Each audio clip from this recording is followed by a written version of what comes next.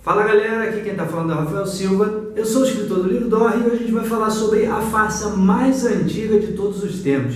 É uma mentira de quase 3.000 anos.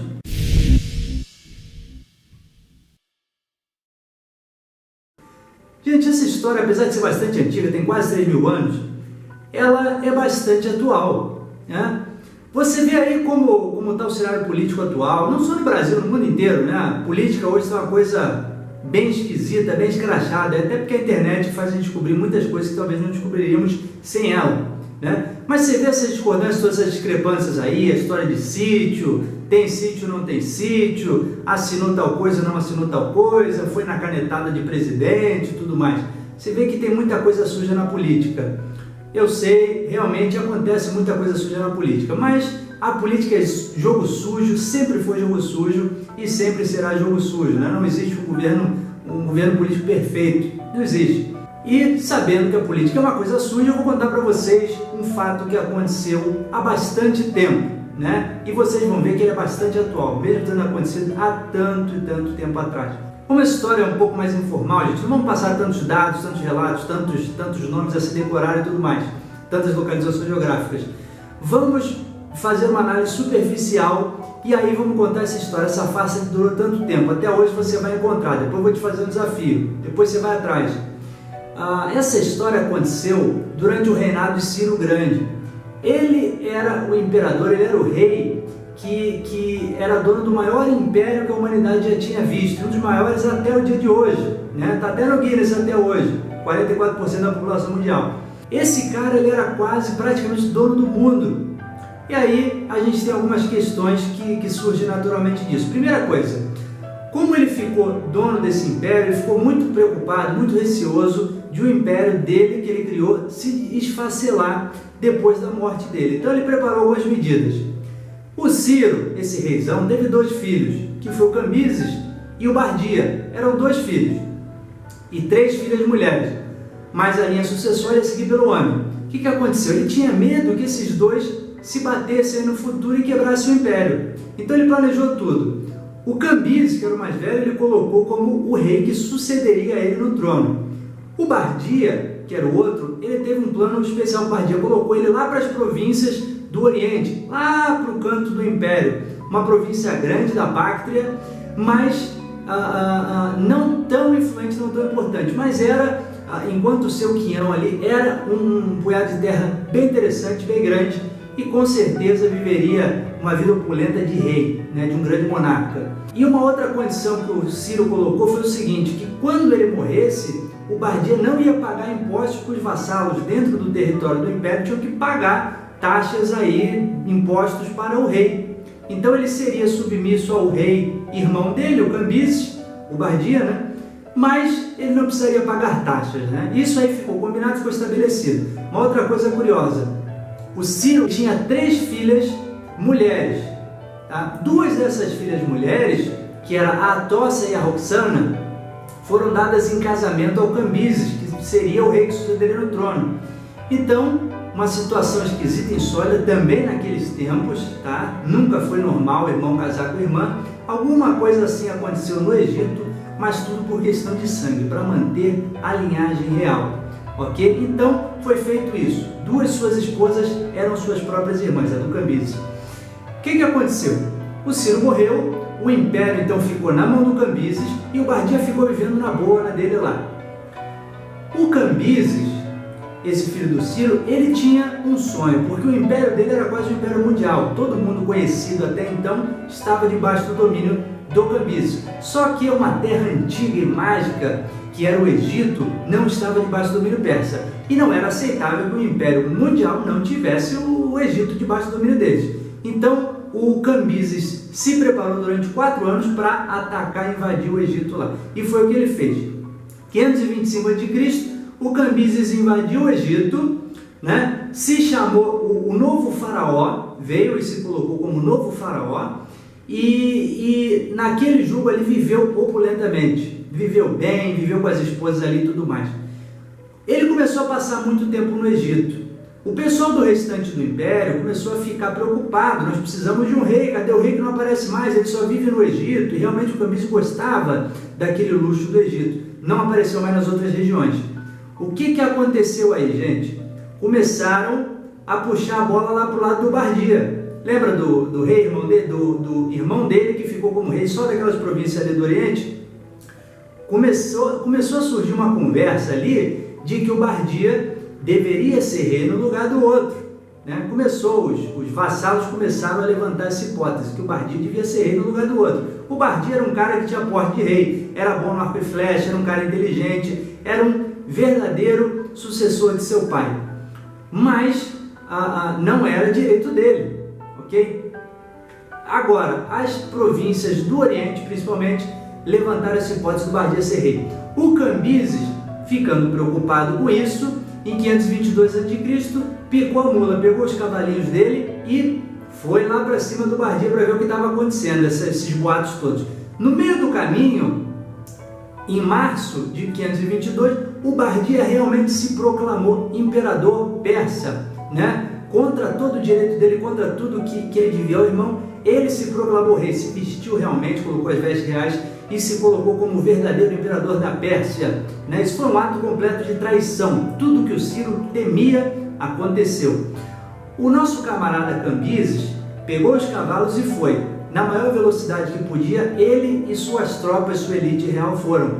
Quando eles estavam mais ou menos na altura da Síria, estavam no caminho até encontrar o Bardia lá para o lado da Pérsia, lá para as províncias orientais do Império, eis que acontece um fato inusitado. Conta-se que o Cambises foi saltar do seu cavalo, cortou a coxa na sua própria espada, aquele negócio ali gangrenou e ele morreu. Só um detalhe, só havia uma pessoa junto nessa situação, que era um camarada chamado Dario. Ele era um primo distante do Cambises, tinha parentesco de sangue, e por isso que ele tinha a função de carregador de lança, né? Era o fiel escudeiro. Se você já leu Dom Quixote, já assistiu o filme, sabe a função do Sancho Panza. Era a mesma coisa que o Dario fazia. Ele só podia estar ali nessa proximidade com o rei porque tinha parentesco de sangue. Agora, essa história foi a história passada, que o Cambises, pulando do cavalo, saltando do cavalo, se cortou na própria espada, gangrenou a perna dele e ele morreu. Essa é a história oficial. Mas só tinha uma pessoa naquela cena ali. E, como nós vamos contar adiante, o relato dele não é muito, como é que eu posso dizer, não é uma fonte muito confiável. Vamos continuar essa história. Quando o Cambises morre, o que você acha, meu companheiro? O que a gente pensa no primeiro momento? Bom, foi feita a paz, só tem mais um rei, lembra? O Bardia está lá, se proclamou rei, agora que o Cambises morreu, só sobrou ele mesmo. Então, tudo festa, não é assim? Negativo. O Dario, mais 6 conspiradores, todos de sangue real, que eram amigos do Dario, foram lá na direção do Bardia. Foram cavalgar até encontrar o Bardia. São 7 conspiradores que a história registra. Esses 7 queriam destronar o nosso Bardia, que era o segundo filho do Ciro Grande. E foram. Ali pela altura da média, o Bardia estava num forte chamado Sikayalvatish. Ele estava ali dentro estacionado, com suas forças, suas tropas, e esses conspiradores chegaram ali para fazer uma visita. Os guardas imperiais, vendo a nobreza daqueles cavaleiros ali, a proximidade de parentesco e tudo mais, permitiu que passassem e fossem aos aposentos reais. Quando eles entraram nos aposentos reais, conta-se que Bardia estava com uma concubina e tentou se defender com uma cadeirinha de madeira. Tentou se defender, mas não teve jeito. O irmão de Dario, Artafernes, deu uma facada, tacou com uma adaga, o coração de Bardia, matou o rei. Regicídio, gente, matou o rei realmente.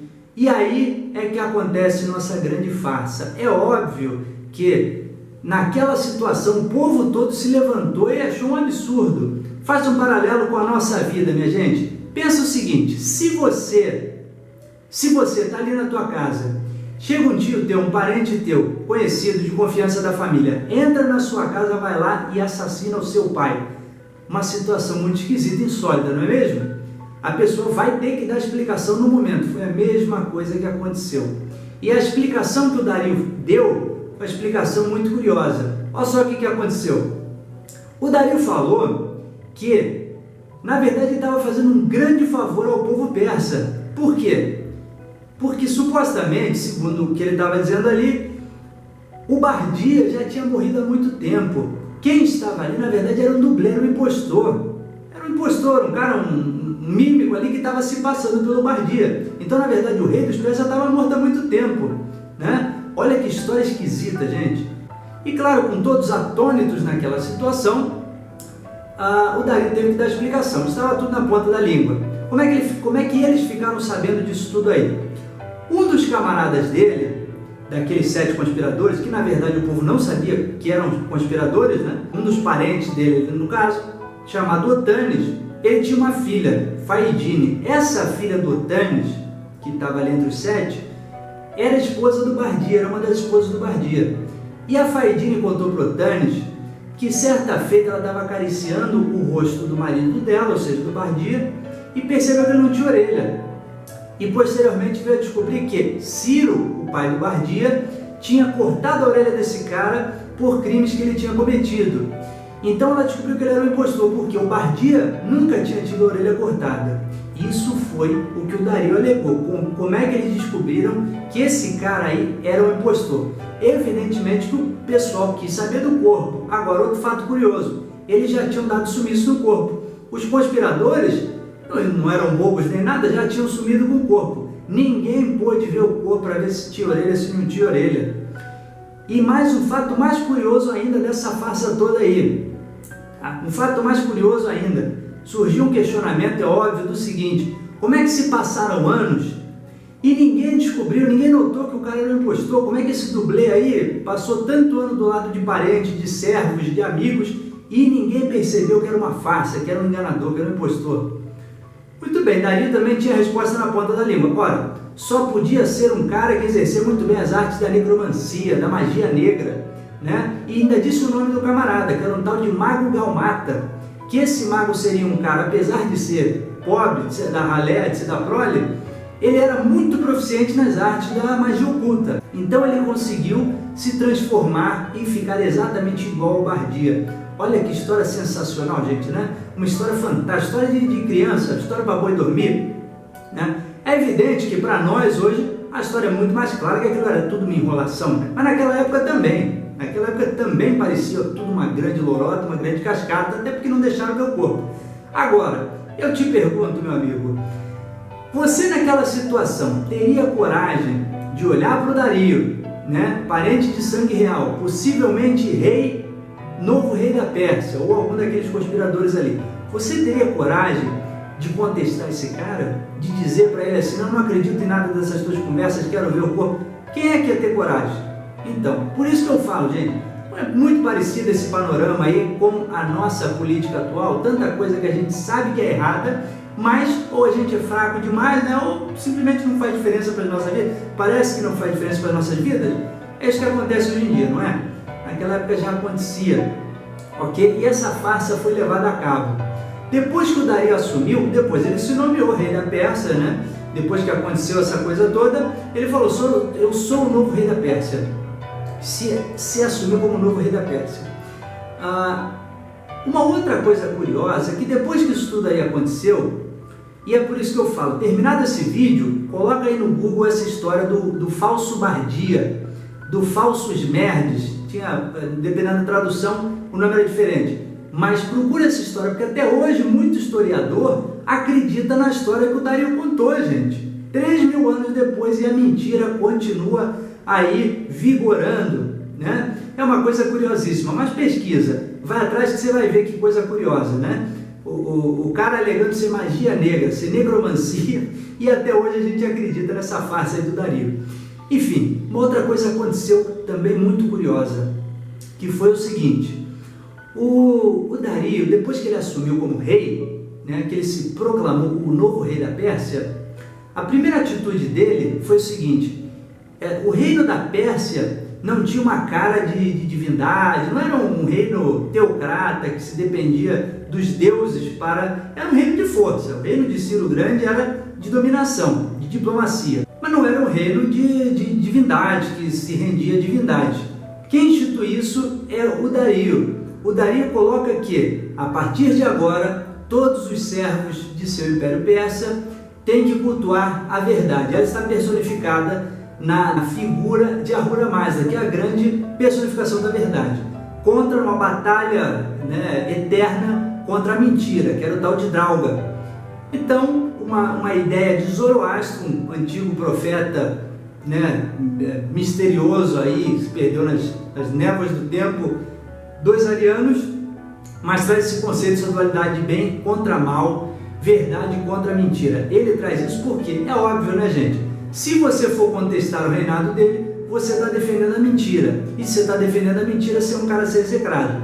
Ele traz esse conceito e faz com que todos os servos fiquem submissos, fiquem quietos. Todo mundo que tem alguma coisa para falar vai preferir ficar quieto, porque, né, não vai querer defender a mentira. Então, o relato que ele conta, a coisa que ele passa ali, ele passa como verdade e todos devem acatar, se não quiserem defender o Deus do mal, o Deus da mentira. Essa foi a história do nosso Dario, né? Esse camarada que passou para a história, um dos maiores vilões, dos maiores farsantes aí, que passou como um dos grandes homens da humanidade, porque essa mentira é contada até hoje, né? A versão que ele passou da história é a versão que até hoje é contada, por isso que eu falo, busque aí no Google para você ver.